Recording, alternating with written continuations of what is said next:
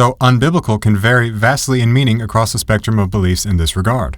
Some traditions restrict it to what Scripture explicitly states. Others include what follows by good and necessary consequence. Others allow adiaphora, things indifferent, so long as the gospel isn't obscured. Still others judge by Scripture's moral trajectory.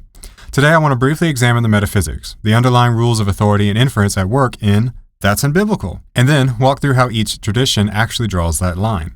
On one end of the spectrum are the explicit-only biblicists. Think fundamentalists, many independent Baptists, and restorationists. For them, unbiblical means not plainly taught or modeled in the New Testament. So according to this view, if you can't put your finger on chapter and verse, it's a human invention. Their unofficial motto in this regard is, where the Bible speaks, we speak. Where the Bible is silent, we are silent. According to this view, creeds feel risky, liturgical embellishments feel suspect, and practices without a clear New Testament blueprint are treated as stepping off common ground. Step a bit toward the center of the spectrum, you'll find the confessional, Reformed, or Presbyterian world.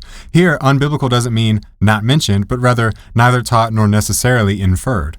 The Westminster Confession's language of good and necessary consequence is decisive. If a doctrine truly follows from Scripture's teaching, it can be counted as biblical.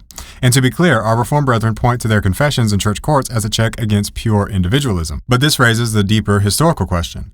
By what authority was a new confession established in the 16th century that could stand apart from the ecumenical consensus of the entire church for the preceding 1500 years? At best, the issue shifts from a private person to a private tradition. For worship, Reformed churches follow the regulative principle that divine command authorizes and human invention doesn't. Their overall working definition of biblical would be that which Scripture teaches, explicitly or by good and necessary consequence.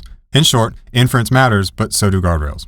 Close by are the Lutherans. In Lutheran circles, Scripture reigns, and silence yields liberty. Under adiaphora, what's unbiblical is what opposes the word or casts a shadow over the gospel. The Lutheran understanding of that which is biblical could be summarized as follows: neither commanded nor forbidden, then free, so long as the gospel is not obscured.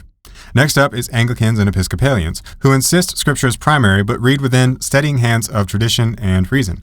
They'll say Scripture contains all things necessary to salvation, which is not the same as contains every procedural detail for church life. Hence, the practical maxim is Scripture, tradition, reason. Unbiblical in this sense means contrary to Scripture rightly interpreted with the church's memory and sanctified judgment, which naturally begs the question, who decides which of the many possible interpretations of Scripture is correct? But more on that later.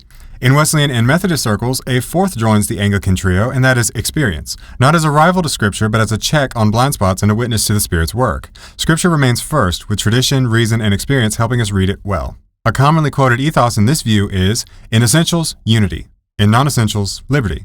In all things, charity. In this view, unbiblical means that which is against Scripture's plain teaching or out of tune with its gospel trajectory of holy love. Further along the spectrum, we enter the bustling world of Pentecostal, charismatic, and many charismatically inclined non-denominational evangelicals. The watchword here is immediacy, gifts, guidance, and mission. The canon is closed, but the Spirit is not. Their rule of thumb is the Spirit never contradicts the Word. Thus, unbiblical means either classing with Scripture or dismissing gifts and ministries that Scripture itself anticipates, with the book of Acts and 1 Corinthians 12-14 as frequent touchstones. Creeds and structures are welcomed insofar as they serve the Word's life and the Church's mission. When they harden into obstacles, they're treated as out of step with Scripture's aims.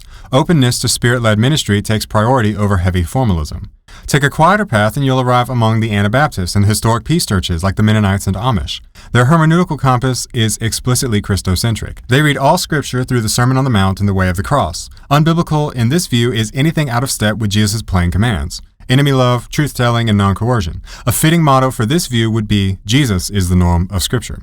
Finally, at the far end of the spectrum, you'll encounter progressive or mainline hermeneutics across various denominations. Scripture is revered as inspired yet historically situated. Authority concentrates on the gospel's moral trajectory of justice, mercy, and Christ-like love. Unbiblical in this register means contrary to where Scripture is pointing.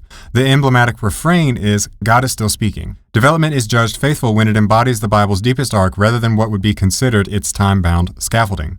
All in all, same word, same Bible, yet 8 different rule books and definitions, 8 different implications in the charge, that's unbiblical, the force of which depends entirely on the premises set for what is considered biblical. If we step outside the Reformation frame and ask how the historic church adjudicated these disputes, the landscape looks rather different. The church began with an apostolic deposit, not a DIY reading club. Scripture was read inside the rule of faith, received, prayed, confessed, and guarded. The 16th century Protestant redefinition of the rule of faith, sola scriptura, reverses the order. The Bible is the sole infallible rule and everything else is advisory. This view holds that no binding universal court remains to decide betwixt contested readings. For more on this subject, check out episode number 7 titled Take Me to Your Leader. In the historic or apostolic framework, biblical means in continuity with the apostolic teaching, received by the whole church, confirmed in council, and never at odds with the written word. And the immediate objection to this is, of course, the aforementioned late arriving formulation of sola scriptura, formally articulated over 1,500 years after Christ's death and resurrection. Under sola scriptura, one might ask, but shouldn't we judge the church and its traditions by the Bible alone?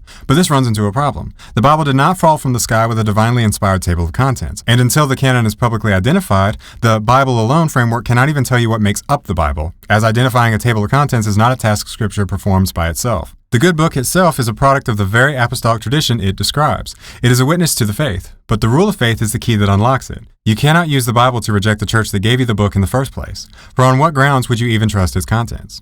For the sake of time, I won't get into the arguments regarding the canon. Check out episode 5, The Pointer Finger Problem, where I briefly delve into the problem of the canon under sola scriptura, as well as episodes 2, 4, 6, 7, 8, and 9, where I discuss other areas of strain in regards to sola scriptura. Needless to say, I've written a great deal on the subject, so if you're interested, I'll refer you to those prior episodes, and rest assured there's more on the way, as I feel I've only but scratched the surface on the topic. But at any rate, I digress for now, so let's get back to the subject at hand.